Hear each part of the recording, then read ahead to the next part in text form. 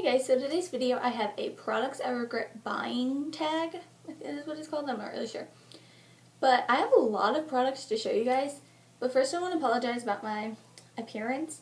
My hair is just in a really high messy bun. And I'm wearing a t-shirt. I'm really sorry I did not get dressed up for this video. I'm just wearing whatever, so sorry about that. I hope you guys won't mind because I'm talking about the products, not my outfit.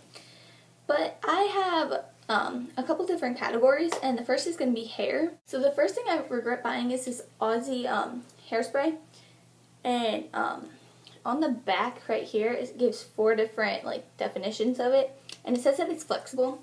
I don't really want a flexible hairspray. I want one that will keep my hair in place, and I didn't realize that when I bought it because it was like $3, so it was like the cheapest one, and it's a huge container. And another thing is it smells like grape soda, so in your hair it leaves that smell all day, and I'm not a huge fan of that smell, but if you are, then I would recommend this if you want a flexible hairspray. Then I have the TRESemmé dry shampoo for the curly hair, and this, I don't really know how to use it. It's like a foam one, and I bought the one for straight hair, which is like the spray kind, and that one works a lot better, so I use that one since I actually know how to use it. And then I have this Garnier Fructis Curl Scrunch Gel, and when I use this, it doesn't really do anything to my hair because I've been really into scrunching my hair lately, but it hasn't really done anything for it, so I mean, I wouldn't really recommend this because it doesn't do much. The last hair product I regret buying is this deep treatment mask.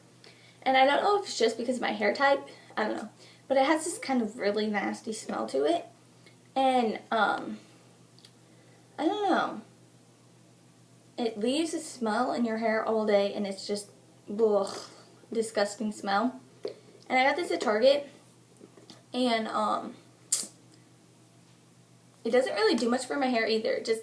It doesn't make my ends a lot softer. So I definitely want to try a different hair mask. If you have one, tell me down below in the comments that you really love. And because I want to try one because my hair, I want it to be healthy, but this doesn't help. And then for face, I have 2 face primers. And one is high-end and one is drugstore. The first one is Clear Prep FX. I don't know. It's supposed to do stuff for your acne if you have any, which I do. And it didn't really do much for that. And I've only used it a couple times because I got it for my 100-point perk at Sephora, and I don't know, I might give it another shot some other time.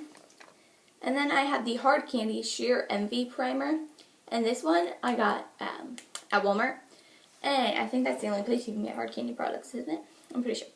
But it just makes your skin really oily and greasy, and I don't want a primer to do that. I want my primer to make me look matte, but that doesn't really do it. I have another high-end products, and it's my MAC Wonder Woman Mineralized Skin Finish in the shade Pink Power.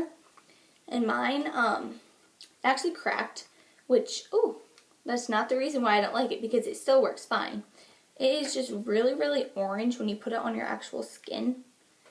And this was kind of expensive. I think it was $35. I don't really remember because it was from a while ago. But it's really orange and it just does not flatter anyone's skin tone. I have a NYX cream blush in the shade Hot Pink. I love the NYX cream blushes.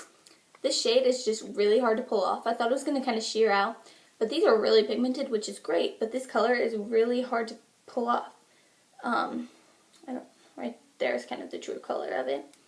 And sometimes I use this on my lips, but on my cheeks, if I want a bright cheek, then I'll do that. But you need a tiny, tiny bit, because if you get too much, you will look like a clown. It's, I don't know. A concealer I regret buying is a Bobbi Brown Corrector Concealer, and I got the Porcelain Bisque shade. I know most people are obsessed with this, but it's just super, super light right now. So I'm probably going to give it another shot in the winter when I'm paler than I already am, which is kind of sad.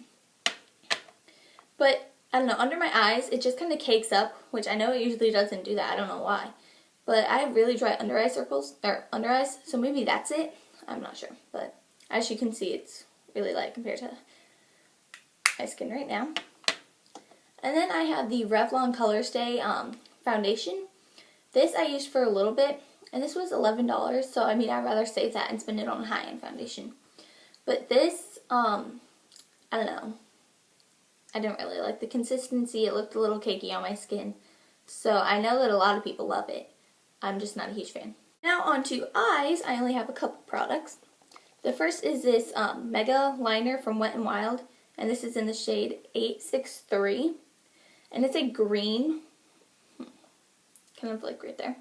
I was kidding. And it's a bright, like, Christmas tree green, so I love the pop of color on your, with using liner in the summer.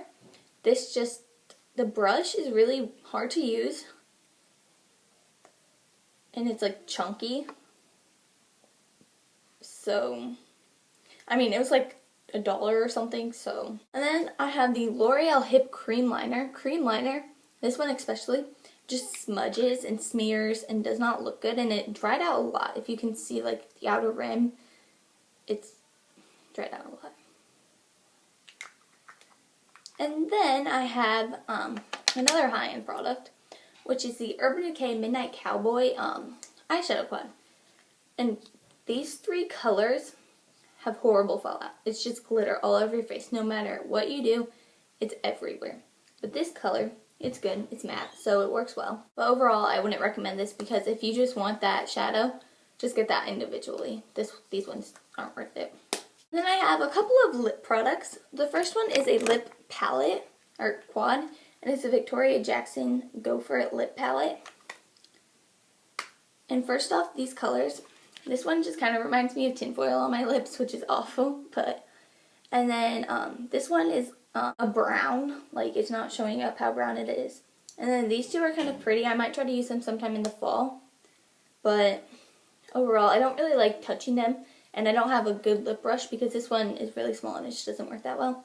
So I might invest in a lip brush if I really, really want to use these. But I kind of regret buying it. I have one lipstick that I regret buying, and it's from Maybelline, and it's Coral Crush. And it's this neon coral color. And it's very hard to pull off. And I mean, it kind of shears out if you barely touch it. But then if you kind of do it like normally, it can build up. So it's just kind of really hard to pull off, and coral isn't really in that much, so. And then this Revlon lip gloss in the shade Coral Reef, and another coral gloss because I was really into the big coral lips. And this one, it's sheer, so you can kind of pull it off. But with my skin tone and stuff, coral just doesn't really complement it. And I have a NARS lip gloss. And it's not that I regret the NARS lip glosses in general, because I would definitely repurchase this. If I run out of it, I will repurchase it. It's just that it exploded everywhere, and so there was lip gloss everywhere on like my desk. And so I like wiped it off, but it keeps on exploding on me. I don't know why. Maybe I got a bad one. I don't know if I'm storing it wrong or something. But these are really expensive. I think they're like $24 or $28 maybe. And this is in the Turkish Delight one. And so I will repurchase this definitely. It's just that I don't like that it explodes. I have one more eye product, and it's my MAC Pigment in the shade Vanilla. And pigments are really hard to work with, so that's probably my major thing about it that I don't like. And so if I can press this somehow, I will definitely do that and use it.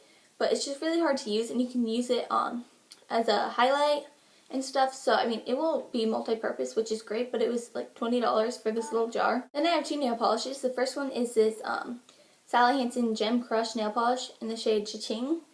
And I actually didn't try this, but my sister did, and she tried getting it off.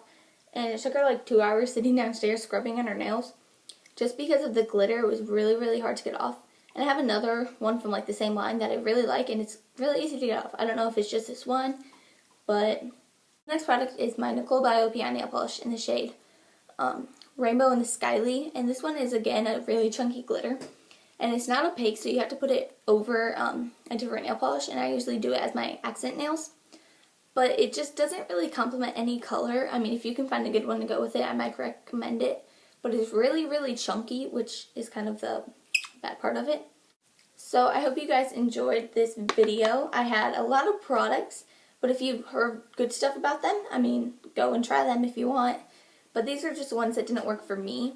So I hope you guys enjoyed, and I'll see you in my next video. Bye.